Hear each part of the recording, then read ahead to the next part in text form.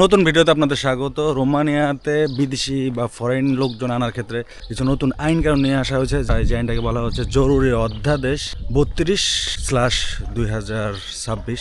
তো অধ্যাদেশের মাধ্যমে ব্যাপক একটা পরিবর্তন আমরা দেখতে পাচ্ছি। এখনও পরিবর্তনের যে কার্যক্রম সেটা শুরু হয়নি, সেটা আগস্ট মাসের 7 তারিখ থেকে শুরু হবে। তবে এখানে এখনও বিভিন্ন ধরনের আলাপ আলোচনা, জল্পনা কল্পনা শুরু হয়েছে। সবচেয়ে ইম্পর্টেন্ট যেটা সেটা হলো এখানে যারা অলরেডি অবৈধ হয়ে গেছে তাদেরকে বৈধ করার একটা প্রসেসও এর ভিতরে ইনক্লুড করা হয়েছে, যেটা নিয়ে সবচেয়ে বেশি একটা বড় অংশ যারা অবৈধ হয়ে গেছে তাদের জন্য একটা আনন্দের খবর। তো সেটা নিয়ে দেখলাম যে এখানকার পুলিশের পক্ষ থেকে, আইজে এর পক্ষ থেকেও একটা ভিডিও দেওয়া হয়েছে, যেখানে তারা বাংলা সাবটাইটেল দিয়েও কিন্তু একটা ভিডিও আপলোড করেছে, আমি দেখলাম।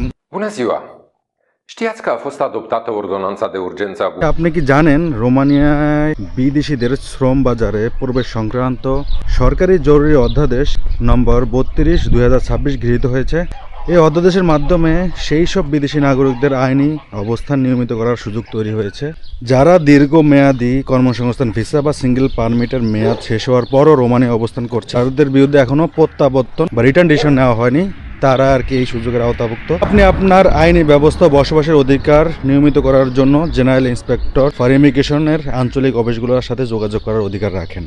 এই উদ্দেশ্যে 27 এপ্রিল 2026 থেকে 60 দিনের মধ্যে রোমানিয়ায় আপনি বর্তমান যেখানে বসবাস করছেন সেই ঠিকানা ঘোষণা করার জন্য জেনারেল ইন্সপেক্টর ফর ইমিগ্রেশনের যে কোনো আঞ্চলিক অফিসে যাওয়াটা গুরুত্বপূর্ণ। এটি রোমানিয়ায় আপনার অবস্থান বৈধ করার প্রক্রিয়ার একটি গুরুত্বপূর্ণ প্রথম ধাপ। এটি সম্পূর্ণ বিনামূল্যে এবং আপনাকে বৈধভাবে থাকার অনুমতি পেতে সহায়তা করার উদ্দেশ্যে সরাসরি উপস্থিত হয়ে এই প্রক্রিয়া শুরু করতে হবে। 31 ডিসেম্বর 2026 পর্যন্ত কাজের উদ্দেশ্যে আপনার অস্থায়ী থাকার অধিকার বৃদ্ধির জন্য আবেদন করতে পারবেন। এর জন্য দীর্ঘমেয়াদী কর্মসংস্থান ভিসা নেওয়ার প্রয়োজন হবে না। আমরা আপনাকে জানাতে চাই যে প্রতিষ্ঠানের প্রধান লক্ষ্য হলো বিদেশি নাগরিকদের তাদের থাকার অধিকার নিয়মিত করতে সহায়তা করা। আপনি যদি আপনার আইনি অবস্থা নিয়মিত করার জন্য এগিয়ে আসেন তাহলে আপনার বিরুদ্ধে কোনো জরিমানা বা নিজ দেশে ফেরত পাঠানোর ব্যবস্থা নেওয়া হবে না। উদ্দেশ্য হলো আপনাকে রোমানিয়ায় বৈধ কাগজপত্র সহ অবস্থান করতে সহায়তা করা। আমরা আপনাকে যত দ্রুত সম্ভব জেনারেল ইন্সপেক্টর ফর ইমিগ্রেশনের আঞ্চলিক অফিসগুলোর সাথে যোগাযোগ করার জন্য উৎসাহিত করছি, যাতে আপনি এই আইনি সুবিধাগুলো গ্রহণ করতে পারেন এবং শুধুমাত্র সরকারি তথ্যসূত্রের উপর নির্ভর করতে পারেন। ভিডিওটা থেকে যেটা বুঝতে পারলাম যে এখানে আপনি অবস্থান করতেছেন ওই অ্যাড্রেসটা আপনাকে ওনাদের জানাতে হবে এবং ওই অ্যাড্রেসে এসে ওরা যে ভেরিফাই করবে বা কিছু এরকম কিছু না, আপনি শুধু ইমিগ্রেশন অফিস যাবেন। আমি অলরেডি অনেকের কাছ থেকে তথ্য পেয়েছি যারা অলরেডি গেছে, ওদেরকে একটা কাগজ দিয়ে দেওয়া হচ্ছে যে এখানে লিগেল হওয়ার প্রসেসের জন্য একটা প্রাথমিক ধাপ।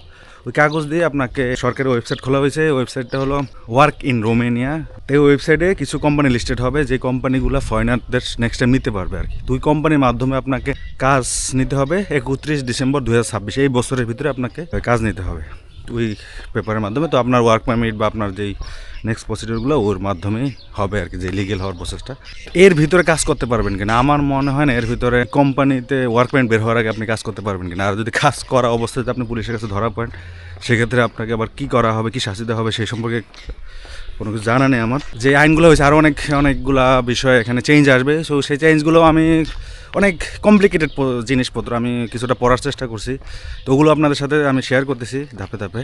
রোমানিয়া সরকার নতুন কিছু পদক্ষেপ নিচ্ছে এখানে, যাতে ফরেনাররা আরও সহজভাবে আসতে পারে, আরও স্মুথলি আসতে পারে, যাতে জটিলতা অনেকটা কমে যায়। এটার জন্য তারা অনেকগুলো পদক্ষেপ নেওয়ার প্ল্যান করতেছে। সম্প্রতি সময়ে কিছু কিছু বিষয় নিয়ে এখানকার যারা ব্যবসায়ী সমিতি আছে বা ব্যবসায়ী আছে যারা বিদেশি কর্মী নিয়ে আসে বা বিদেশি কর্মী যাদের কোম্পানিতে কাজ করে, তারা অনেকগুলো বিষয় নিয়ে সরকারের সাথে আলাপ করেছে। অনেক বিষয়ে তাদের যে মতামত সেটাও কিন্তু শেয়ার করেছে। তো সরকার এটা নিয়ে কাজ করার চেষ্টা করতেছে। এখানে অনেকগুলা যেই রোমানিয়ান কোম্পানির যে মালিক সমিতি আছে তারা অনেকগুলো বিষয় শেয়ার করছে, যেটা হলো আগে এখানে ফরেনারদের আসাটা যতটা ইজি ছিল, স্মুথ ছিল, সেটা এই সরকার আরও জটিল করতেছিল। তো জটিলতার ভিতরে এখানে কিছু জিনিস আছে যেগুলো হলো যেখানে লোকজন আসে তো ইলিগাল হয়ে যায়। বিভিন্ন ডকুমেন্টেশনের ছোটোখাটো ত্রুটির কারণে এখানে মানুষজন লং টার্ম থাকাটা তাদের জন্য মুশকিল হয়। তারা হয় এই দেশ থেকে পালায়, অথবা এখানে যারা বসবাস করতে চায় এগুলো অনেক সময় অনেক ধরনের প্রতিবন্ধকতার মুখোমুখি হওয়া লাগে এক কোম্পানি চেঞ্জ করতে গেলে।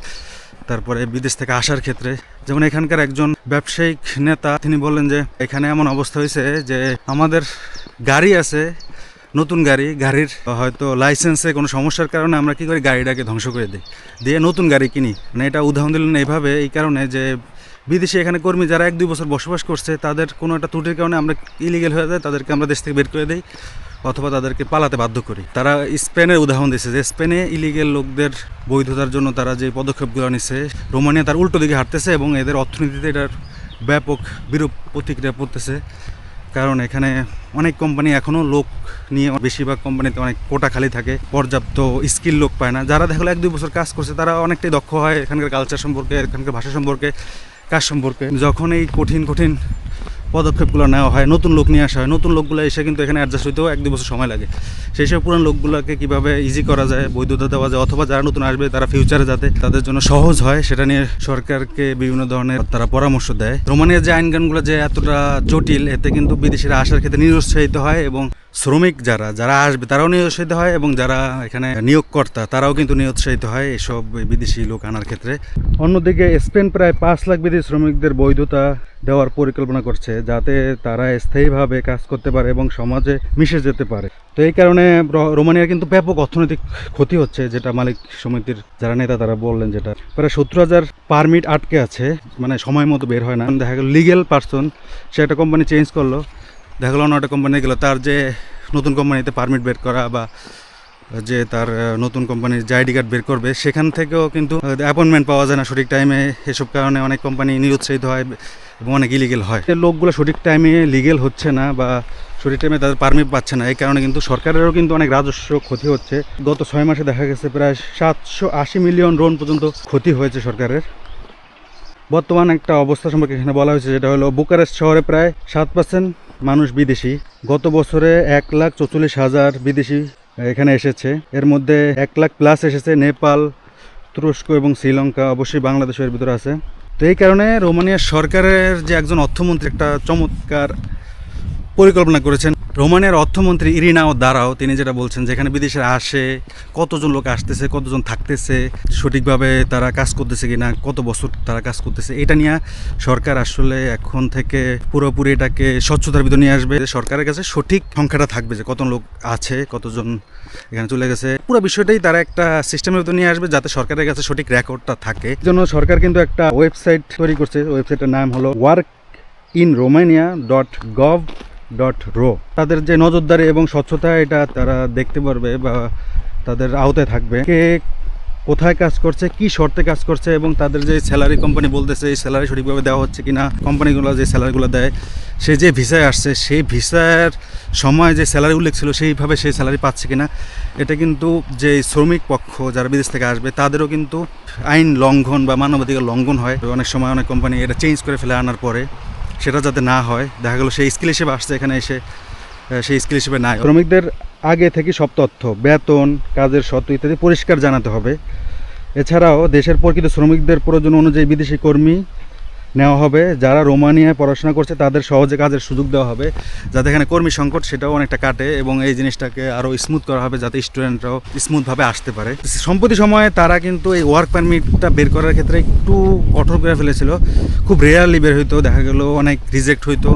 তারপরে দেখা গেলো ওয়ার্ক পারমিট বের হওয়ার পর ভিসার হারটা অনেক কম ছিল। তো সরকার যেহেতু নতুন একটা ওয়েবসাইট নিয়ে আসছে, এবং ওয়েবসাইটের মাধ্যমে সাধারণ মানুষও দেখতে পারবে যে সার্বিক কী অবস্থা, তো এটা একটা যুগান্তকারী এই পদক্ষেপ আমার মনে হয়। যে কোম্পানিগুলো ছিল এদের উপর সরকারের পুরোপুরি কন্ট্রোল ছিল না, এখন যেইভাবে ওরা প্ল্যান করতে সরকারি কয়েকটা মন্ত্রণালয় মিলে এক জায়গায় এগুলাকে এক সিস্টেমে নিয়ে আসবে, এখান থেকে কন্ট্রোল করতে পারবে সবাই। ইলেকট্রনিক প্ল্যাটফর্ম তৈরি করা হবে, যেটা আমি আগেও বলছি, সেটা হলো ওয়ার্ক ইন রোমানিয়া, যে একটা প্ল্যাটফর্ম তৈরি করা হবে। ওই প্ল্যাটফর্মের ভিতরে নিয়োগকর্তাদের নিবন্ধন ও অনুমোদন, যারা নিয়োগ করবে যে কোম্পানিগুলা, তাদের ওইখানে নিবন্ধন করতে হবে। নিবন্ধন করে তারপরে সরকারিভাবে অনুমোদন নিয়ে তারপরে তারা বিদেশি কর্মী নিতে পারবে। তারপর যে এজেন্সিগুলা এই আপনাকে নিয়োগ দিবে, এই এজেন্সিগুলোকেও সেমভাবে এখানে নিবন্ধন করতে হবে, তারপর অনুমোদন করতে হবে। তারপর এখানে যত কোম্পানিগুলো অংশগ্রহণ করবে এগুলোকে কিন্তু পর্যবেক্ষণ করা হবে সরকারিভাবে। সরকারি অনেকগুলো প্রতিষ্ঠান এখানে পুলিশ থাকবে, এখানে বিচার বিভাগ থাকবে, এখানে যে রাজস্ব বিভাগ, সবগুলো বিভাগ মিলে এগুলাকে পর্যবেক্ষণ করবে যে এগুলা কোম্পানিগুলো ঠিকঠাক মতো কাজ করতেছে কিনা, তারা ঠিকমতো ট্যাক্স দিচ্ছে কিনা, বা তাদের যে অতীত ইতিহাস এগুলো সব কিছু যাচাই বাছাই করে তারপর অনুমোদন দেওয়া হবে। আর যে প্ল্যাটফর্মটা এটা হলো এখন অলরেডি চালু হয়েছে, কিন্তু পুরোপুরিভাবে চালু হবে 7 আগস্ট। এর আগে পরীক্ষামূলকভাবে এটাকে এক্সপেরিমেন্ট করা হবে। অনেক কোম্পানি আমি অলরেডি দেখছি ওয়েবসাইট ঢুকে, অনেক কোম্পানি অলরেডি এখানে রেজিস্ট্রেশন করছে, এবং কিছু কিছু কোম্পানিকে এখানে সবুজ সংকেত দেওয়া হয়েছে, যেগুলো ওকে আছে, আর যেগুলো ওকে নাই সেগুলোকে ওখানে রেড কালার বা রেড ফ্ল্যাগ দেওয়া হয়েছে। শ্রমিক ঘাটতি যে পেশাগুলো আছে এগুলোকে তালিকা প্রকাশ করবে, যে কনস্ট্রাকশন সেক্টর বা এগ্রিকালচার সেক্টর, এটা এখনও পুরোপুরি কনফার্ম করা হয়নি কোন কোন পেশাগুলো, তবে এই পেশাগুলোকে নির্দিষ্ট করে দেওয়া হবে। গণহারে সব পেশায় লোক বিদেশ থেকে আনতে পারবে না, বিদেশ থেকে বলতে ইউরোপিয়ান ইউনিয়নের বাইরে থেকে আনতে পারবে না, এবং এটা 2 বছর পর পর হালনাগাদ করা হবে যে এই পেশাটাকে লোক দরকার, এই পেশাটাকে হয়তো চেঞ্জ করা হবে, বা এই পেশাটার চাহিদা বেশি, এই পেশাটা বা এই যে পেশাটার চাহিদা কম সেটাকে হয়তো এখান থেকে ডিলিট করা হবে। তো এটা প্রতি 2 বছর পর পর হালনাগাদ করা হবে। তো পেশাগুলা যে বিদেশিরা যে সেক্টরগুলোতে কাজ করতে পারবে সেগুলোকে স্পেসিফিক করে একটা তালিকা প্রকাশ করা হবে। আর আপনারা জানেন বার্ষিক কোটা, যে প্রতি বছর 1 লাখ বা কখনো কখনো 90,000 যেই একটা তালিকা করা হয় সেটাকেও কন্টিনিউ রাখা হবে। এবং দেখা গেল লোক বেশি প্রয়োজন হইতেছে, দেখা গেলো 1 লাখ বলছে বছরের শুরুতে, কিন্তু পরে দেখা গেলো লোকের চাহিদা এখনও আছে, তখন এটাকে হয়তো পরিবর্তন করে এটাকে বাড়ানো হতে পারে। সেটা হলো সরকারের এখতিয়ার থাকবে। নিয়োগকর্তা যারা নিয়োগ করবে তাদের 3টা ধরন থাকবে। একটা হলো নিবন্ধিত নিয়োগকর্তা, সবচেয়ে সাধারণ স্তর, অনুমোদিত প্লেসমেন্ট এজেন্সির মাধ্যমে কাজ করতে হবে। যেগুলো ছোট ছোট প্রতিষ্ঠান, তারা কোনো নির্দিষ্ট এজেন্সির আন্ডারে কাজ করতে হবে, এবং সেই কোম্পানিগুলোর কোনো বকেয়া কর, কোনো সরকারি কর ফাঁকি দিছে বা কর ঠিকমতো দেয় না এরকম থাকতে পারবে না। কমপক্ষে 1 বছরের পুরনো কোম্পানি হতে হবে। কোনো ফৌজদারি দণ্ড, সরকার ওদের উপরে দণ্ড আরোপ করছে এরকম কোনো অতীত ইতিহাস থাকা যাবে না। তার বাইরে হলো অনুমোদিত নিয়োগকর্তা। এই অনুমোদন যে নিয়োগকর্তা এরা একটু বড় কোম্পানি হতে হবে, সেই কোম্পানিগুলো এজেন্সি ছাড়াই সরাসরি নিয়োগ করতে পারবে। তবে কিছু শর্ত আছে তাদের জন্য, যেমন 24 মাস ধারাবাহিক কাজ করতেছে বা 2 বছরের থেকে বেশি পুরনো কোম্পানি, আগের বছর কমপক্ষে 50 জন ওখানে কর্মচারী থাকতে হবে। এই বিদেশি কর্মীর জন্য 1,000 ইউরো আপনাকে সরকারের কাছে গ্রান্টি দিতে হবে। পূর্বে যত বিদেশি নিয়োগ করছে তার ভিতরে 20%-এর বেশি অবৈধ না থাকা। আগে যারা বিদেশে আসছে তারা কীভাবে ব্যবহার করছে, বা তারা কি অবৈধ হয়েছে কিনা, পালায় গেছে কিনা, বা এইসব জিনিস ওরা যাচাই বাছাই করবে। তো 20%-এর অধিক হলে তাদেরকে কিন্তু এই অনুমোদন দেওয়া হবে না বিদেশি কর্মী আনার ক্ষেত্রে। এবং এখানকার যে সরকারি প্রতিষ্ঠান আইজিআই, তারপরে এখানকার লেবার প্রতিষ্ঠান, তারপরে আনাফ যারা রাজস্ব বোর্ড, তাদেরকে ভালোভাবে যাচাই বাছাই করে সবুজ সংকেত দিতে হবে। আরেকটা হতো তালিকাচ্যুত নিয়োগকর্তা, ফৌজদারি অপরাধ, শ্রমিক শোষণ বা 6 মাস ধরে 20%-এর বেশি কর্মী অবৈধ হয়ে গেছে, এরকম কোনো কোম্পানি থাকলে তারা নিয়োগ দেওয়ার যে অধিকার সেটা হারাবে। দেখা গেলো ফিউচারেও যদি কোম্পানিগুলো দেখা লোক আনার পারমিশন পাওয়ার পরেও যদি তারা সঠিকভাবে এটাকে কন্টিনিউ রাখতে না পারে, তাদেরকেও কিন্তু এখানে বিদেশি কর্মী আনার যে যোগ্যতা সেটাকে কিন্তু কর্তন করা হবে। প্লেসমেন্ট এজেন্সি নতুন অনুমোদন ব্যবস্থা, একদমই নতুন একটা আইডিয়া। এটা রোমানিয়াতে ফার্স্ট টাইম এই সিস্টেমটা আনা হচ্ছে। সেটা হলো রোমানিয়া প্রথমবারের মতো তৃতীয় দেশের নাগরিক নিয়োগকারী এজেন্সিগুলোর জন্য পূর্ণাঙ্গ অনুমোদনের ব্যবস্থা চালু করা হচ্ছে, এবং এদের জন্য কিছু কিছু শর্ত আছে, কঠোর শর্ত। সেই শর্তগুলো হলো, প্রথম 250 কর্মীর জন্য 75,000 ইউরো গ্যারান্টি, বিশাল অঙ্কের টাকার একটা গ্যারান্টি দিতে হবে, যেটা সরকারের কাছে সম্ভবত সরকারের কাছে এই টাকাটা আপনাকে দিতে হবে, সরকারের ফান্ডে থাকবে টাকাটা। তারপরে অতিরিক্ত প্রতি 250 কর্মীর জন্য আরও 50,000 ইউরো। 250-এর পরে যদি আপনি আরও 250 কর্মী আনার জন্য অনুমোদন চান, তাহলে আবার 50,000 ইউরো আপনার গ্যারান্টি দিতে হবে। মালিক অবশ্যই ইউরোপীয় ইউনিয়ন বা সুইজারল্যান্ড বা ইউরোপের যে ইকোনমিক এরিয়া এইখানকার নাগরিক হতে হবে। এর বাইরে বাংলাদেশি, ইন্ডিয়ান কোনো নাগরিক এই এজেন্সির অনুমোদন চাইতে পারবে না।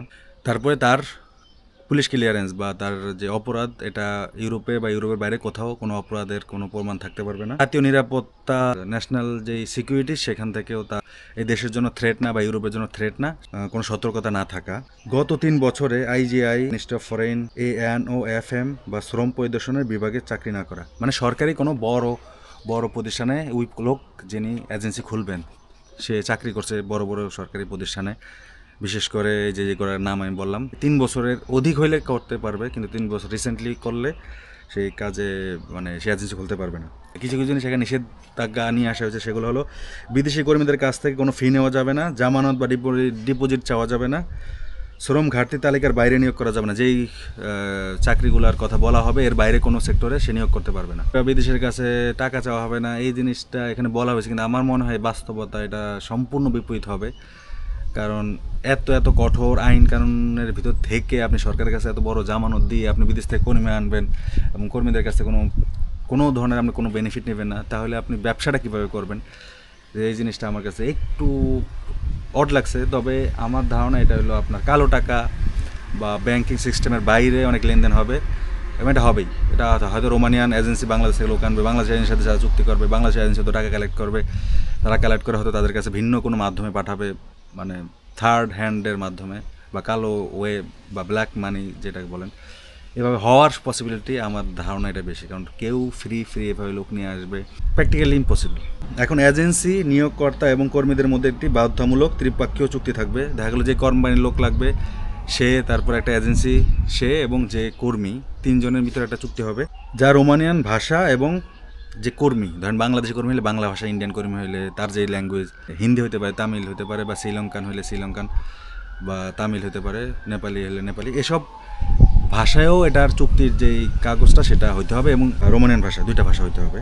আগে নর্মালি আমি দেখতাম যে আমরা ইংলিশে একটা ছিল আর একটা রোমানিয়ান ভাষায় থাকতো, এখন লোকাল ভাষায়ও হবে। এটা ভবিষ্যতে দেখা যাবে আসলে কীভাবে হবে। সেখানে কী কী উল্লেখ থাকবে, সেখানে মোট এবং নেট বেতন উল্লেখ থাকবে, কাজের সময়সূচি উল্লেখ থাকবে, কত ঘন্টা কাজ হবে, ছুটি এবং বোনাস সম্পর্কে উল্লেখ থাকবে, বাসস্থান এবং ট্রান্সপোর্ট কস্ট এটা সম্পর্কে উল্লেখ থাকবে, পুলিশ, আইজিআই এদের তথ্য, এদের যে নাম্বার বা ইমার্জেন্সি ক্ষেত্রে এদের সাথে যোগাযোগ করার তথ্য থাকবে, শোষণের ঝুঁকি বা একটা আপনাকে অতিরিক্ত কাজ করাচ্ছে, আপনাকে শোষণ করা হচ্ছে, এই ঝুঁকি সম্পর্কে আগে থেকেই ওইখানে বর্ণনা থাকবে, যে এই ক্ষেত্রে কী পানিশমেন্ট হবে বা কী হইতে পারে বা কীভাবে যোগাযোগ করবে, কীভাবে এটার প্রতিকার করা যাবে সে সম্পর্কে ওখানে উল্লেখ থাকবে। বিদেশি কর্মীদের সুরক্ষার জন্য কিছু কিছু ব্যবস্থা নেওয়া হবে, সেগুলোও এখানে উল্লেখ আছে।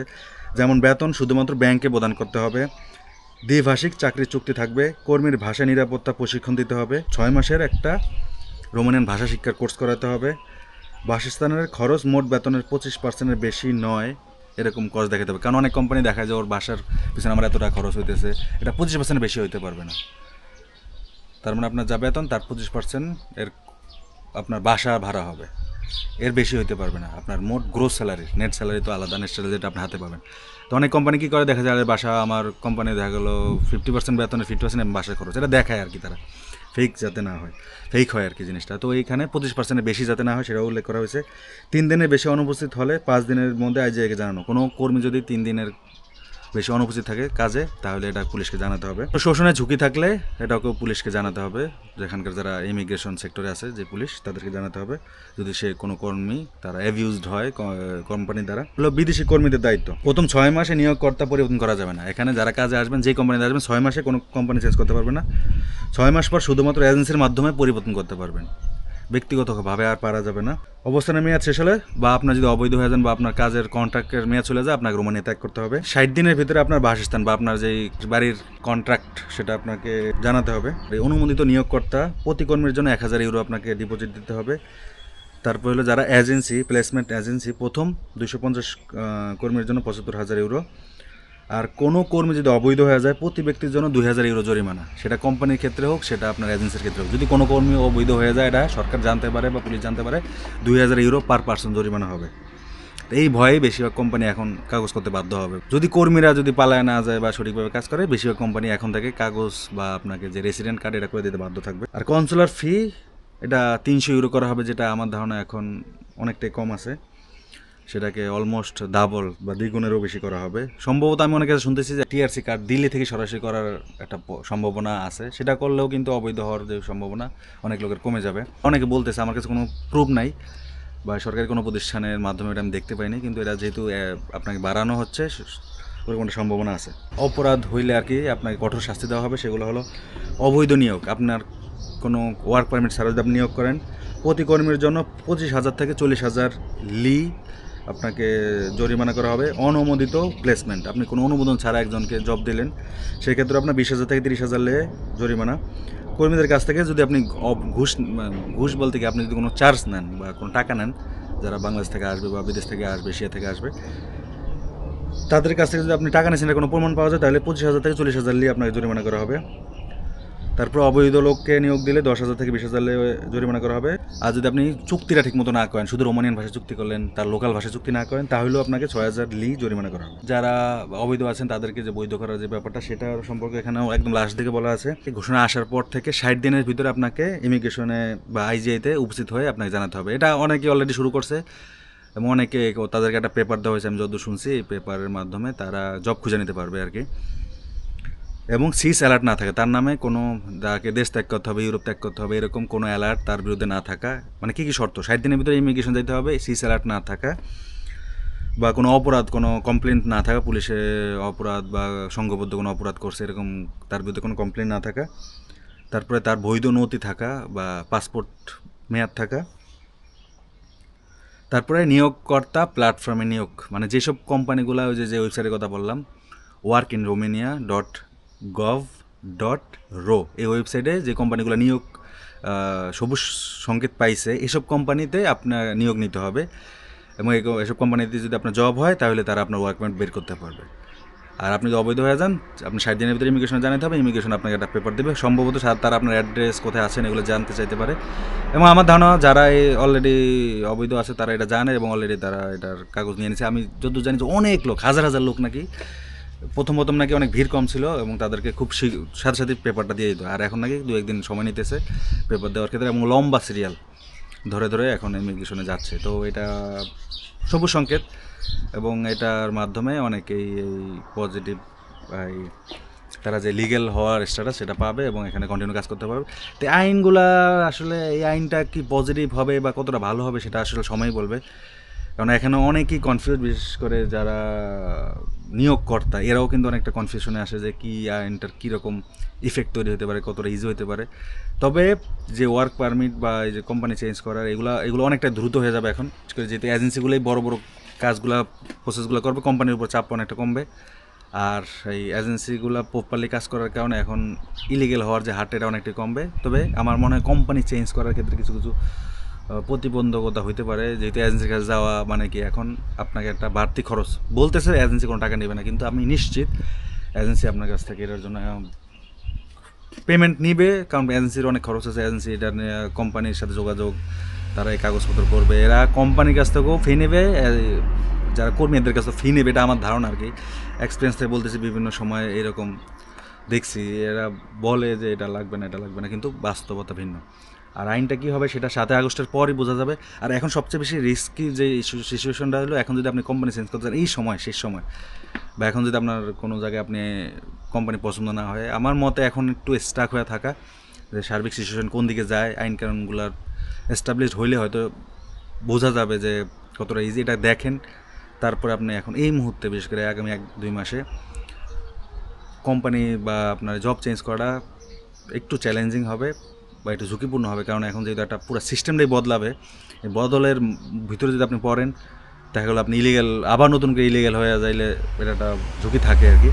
ভবিষ্যতে কী হবে সেটা সময় বলবে। সবাই ভালো থাকুন, সুতরাং আল্লাহ হাফেজ।